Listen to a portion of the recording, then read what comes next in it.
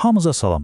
Əgər biznesin dilini, yəni o rəqəmlərin, hesabatların arxasındakı mənanı anlamaq istəyirsinizsə, deməli tam doğru ünvandasınız. Çünki bugün biz bu dilin bəlkə də ən fundamental sözlərindən birini öyrənəcəyik. Aktivlər. Görəsən aktiv nədir və niyə bu qədər önəmlidir? Gəlin başlayaq.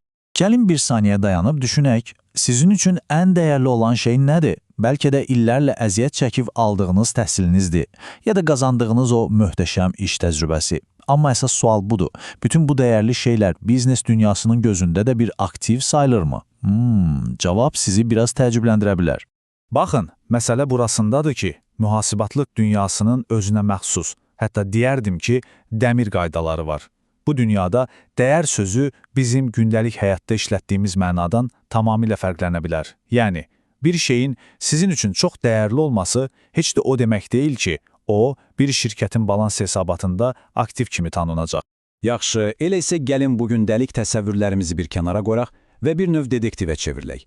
Gəlin araşdıraq görək, niyə bizim üçün bu qədər aşkar şəkildə dəyərli olan bəzi şeylər mühasibatlığın o sərt kitablarında özünə yer tapa bilmir.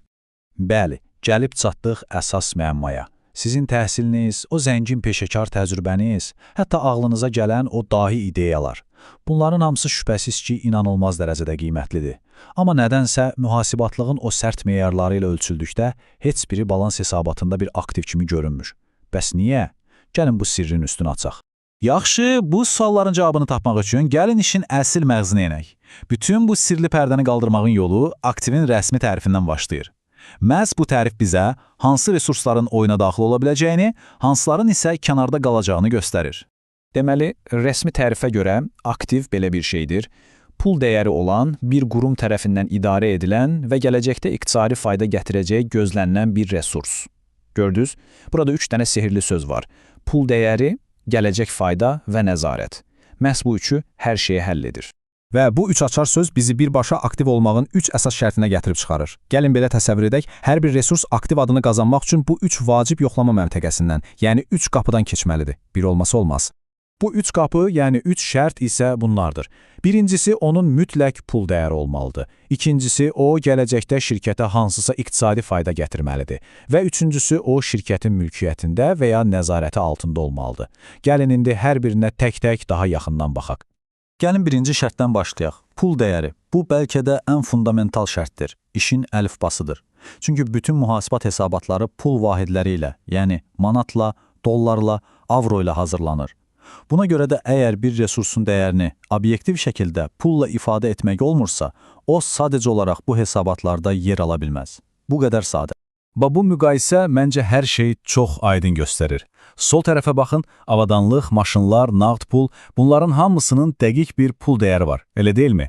Amma sağ tərəfdəkilərə baxaq, peşəkar təcrübə, təhsil, intellekt, bunlar nə qədər dəyərli olsa da, onlara konkret bir qiymət etiketi yapışdırmaq demək olar ki, qeyri-mümkündür. Məhz bu səbəbdən də onlar aktiv sayılmır. İndi isə keçək ikinci şərtə. Gələcəkdə iqtisadi fayda verməlidir. Bilirsiniz, bir aktiv sadəcə sahib olduğumuz bir əşya deyil, o gələcəkdə pul qazanmaq, dəyər yaratmaq üçün bir alətdir. Yəni, o resurs ya şirkətə birbaşa gəlir gətirməli, ya xərcləri azaltmalı, ya da başqa bir yolla iqtisadi cəhətdən faydalı olmalıdır. Yaxşı, bəs bu fayda özünü necə göstərir? Məsələn, kassadakı nağd pulla siz yeni avadanlıq alırsınız, ambardakı malları satıb gəlir əldə edirsiniz, fabrikdəki avadanlığı işlədərək yeni məhsullar istehsal edirsiniz, hətta kiminsə sizə olan borcu belə bir aktivdir, çünki bilirsiniz ki, o pul gələcəkdə nə vaxtda sizə qayıdacaq.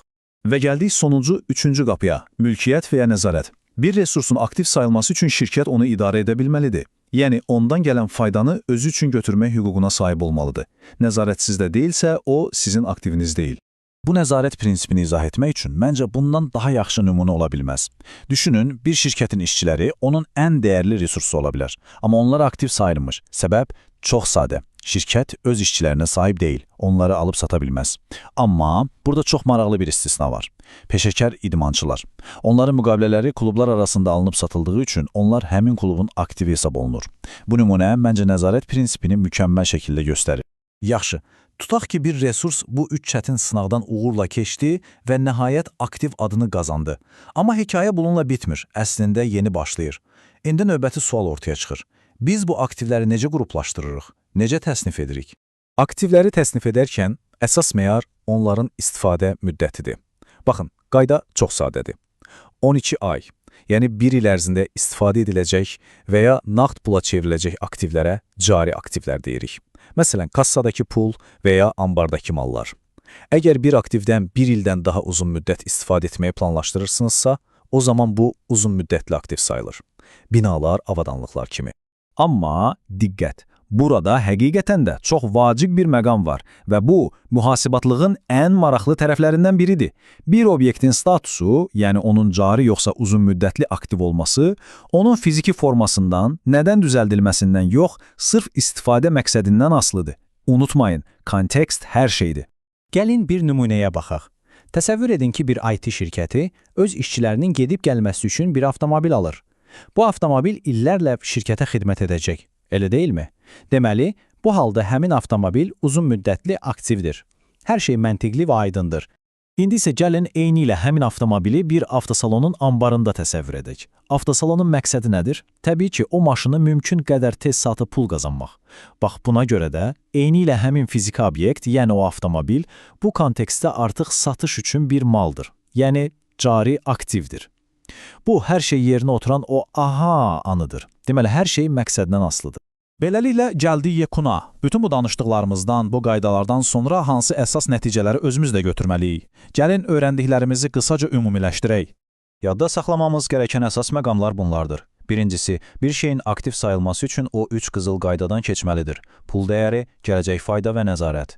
İkincisi, bizim üçün çox dəyərli olan bacarıqlarımız kimi bir çox şey təəssüf ki, mühasibatlığın bu sərt qaydalarına uyğun gəlmir.